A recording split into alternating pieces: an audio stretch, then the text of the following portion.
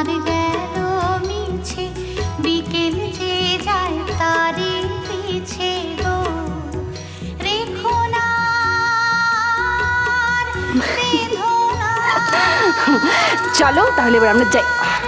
ফুলের রীতা, কাছাকাছি আমি ডুবতে এক মিনিট। রাজি আছি, আমি ডুবতে রাজি আছি তোমার খোলা হাওয়া লাগিয়ে পালে তোমার খোলা হাওয়া।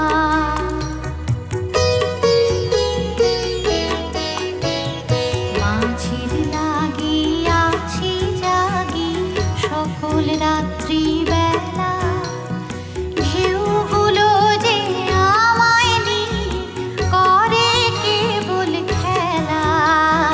মাঝির লাগিয়াছি জাগি সকল রাত্রি বেলা ঢেউগুলো যে আমায় নিয়ে করে কেবল খেলা। ঝড়কে আমি করব নিতে ডরব না তার ভ্রুকুটিতে। দাও ছেড়ে দাও ওগো আমি তুফান পেলে বাঁচি, আমি ডুবতে রাজি আছি, আমি ডুবতে রাজি আছি তোমার খোলা হাওয়া লাগিয়ে পালে তোমার খোলা হাওয়া। Happy anniversary. টুকরো করে কাছি আমি ডুবতে রাজি আছি, আমি ডুবতে রাজি আছি তোমার খোলা হাওয়া লাগিয়ে পালে তোমার খোলা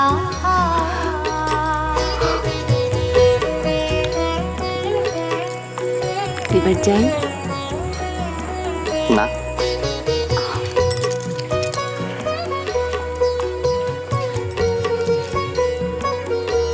হুম,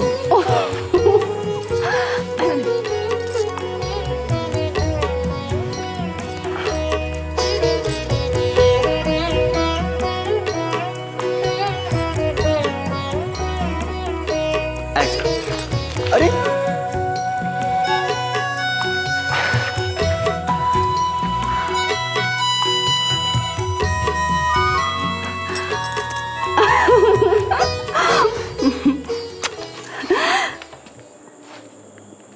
কি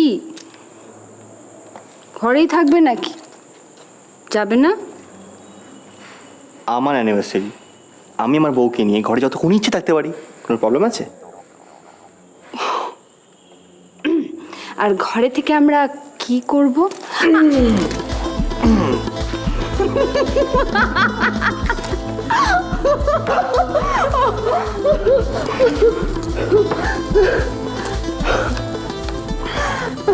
ঘরে কি ক্ষতি কি?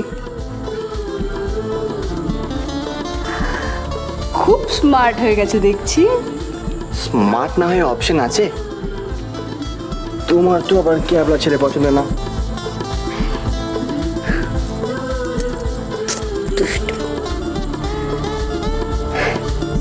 এবার চলে যাই। না,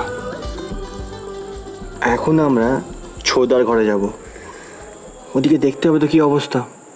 হুম হুম, চলো। এক সেকেন্ড,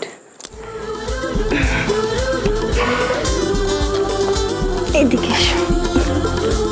হ্যাপি অ্যানিভার্সারি।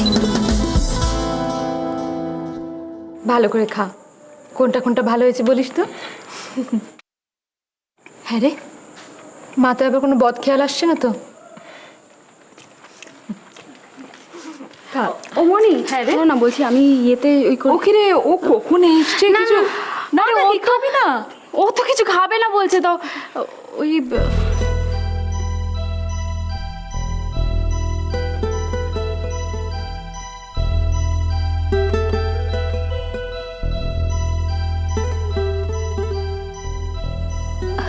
আরে কি দেখছিস অমন করে?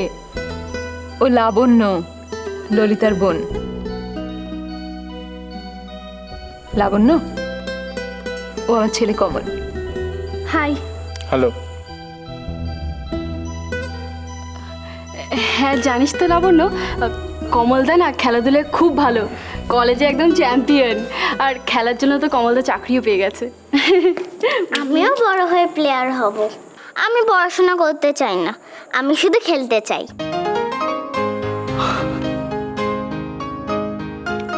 কি খেলতে ভালো লাগে তো? ক্রিকেট। নতুন কাকি আমাকে খেলতে শিখিয়েছে, আমার কোচ।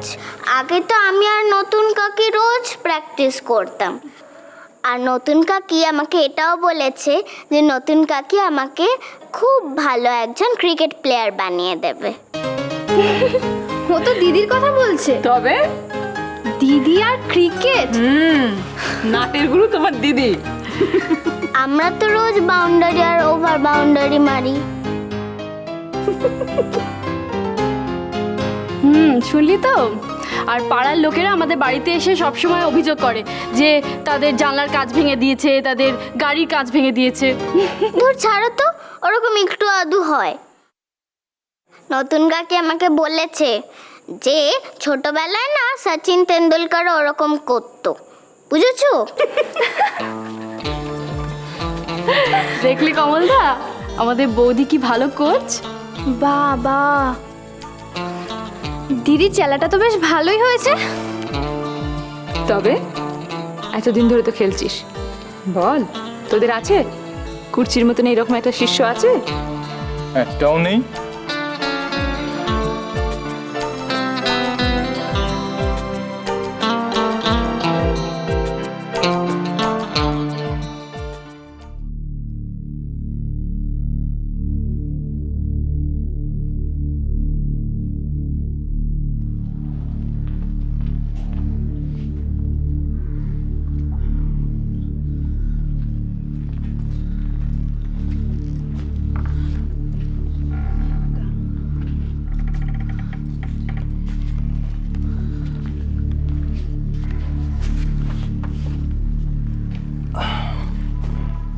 ছোট বৌদি, তুমি ছোটদার কথায় মন খারাপ করছো? কথাটা পাষণ্ড। হ্যাঁ না ঈশান, মোটেই না, এগুলো বাজে কথা বলছে। আসল ব্যাপারটা কি জানো ছোটদা, ছোটদি তোমায় খুব ভালোবাসে। তুমি তো জানো ছোটদি তোমায় খুব ভালোবাসে। আর জানো না?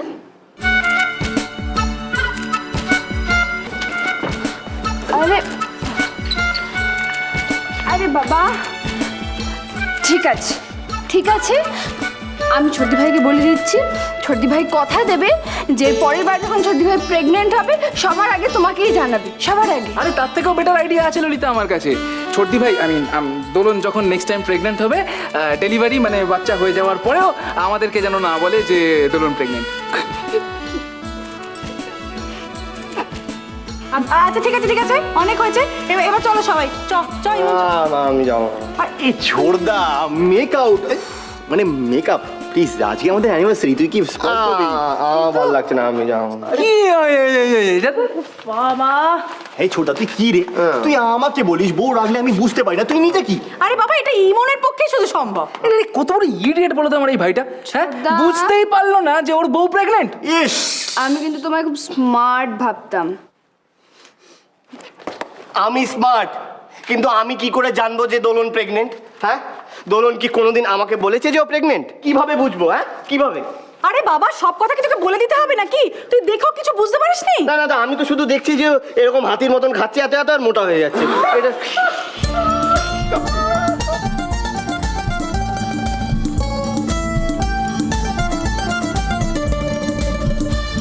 এই দোলন দেখেছো বৌদি, আমি তো এইবারে বুঝলাম যে ও কেন এরকম মোটা। ওগো বধূ